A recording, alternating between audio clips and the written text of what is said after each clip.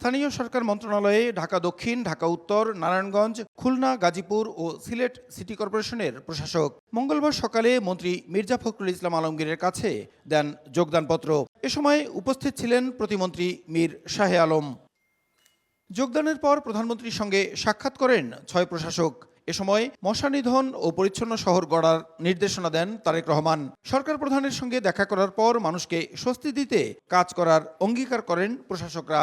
মশার যে সমস্যা আছে, ক্লিনিংয়ের যে সমস্যা আছে, নাগরিক যে আরও যে সমস্যা আছে, সেই সমস্যাগুলোকে উনি পিন পয়েন্ট করেছেন এবং আমাদেরকে বলেছেন যত দ্রুত সম্ভব এগুলোর ব্যাপারে কার্যকর ব্যবস্থা গ্রহণ করার জন্য। মাননীয় প্রধানমন্ত্রী তিনি নগরবাসীর কাছে প্রতিশ্রুতিবদ্ধ, সেই প্রতিশ্রুতিবদ্ধগুলো আমরা বাস্তবায়ন করার জন্য আমরা চেষ্টা চালিয়ে যাব। জুলাই বিপ্লবের পরে প্রশাসনিক কর্মকর্তা চালাতেন, সময় দিতে পারতেন না।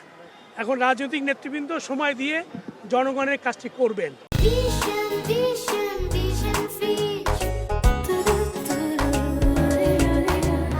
আগামী বর্ষার মধ্যে এটাকে গ্রিন সিটি করতে হবে।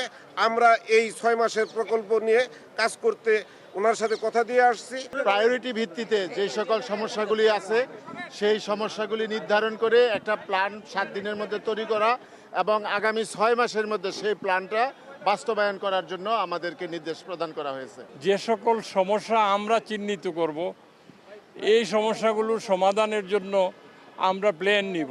সরকারি কর্মকর্তার চেয়ে রাজনৈতিক প্রশাসকরা সিটি কর্পোরেশনকে গতিশীল করতে পারবেন বলে আশা করেন স্থানীয় সরকার প্রতিমন্ত্রী। এত গুরুত্বপূর্ণ চেয়ারে রাজনৈতিক ব্যক্তি যারা দীর্ঘদিন রাজনীতি করে আসছেন এবং রাজনীতির মাঠে ছিলেন তাদেরই দায়িত্ব পালন করা উচিত এবং তারাই জনগণের দুঃখ দুর্দশা এবং জনগণের ভাবনাটা তারা বুঝবেন।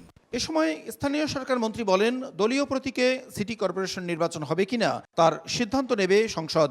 এটা এখনো সিদ্ধান্ত হয়নি, যদি আপনার এটা নিয়ে আলোচনা হবে, করে আলোচনাকে পরে সিদ্ধান্ত নেওয়া হবে। তবে এই নির্বাচনটাই মুখ্য লক্ষ্য আমাদের।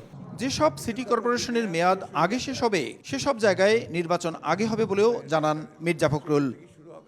প্রসূন আশিস, সময় সংবাদ, ঢাকা।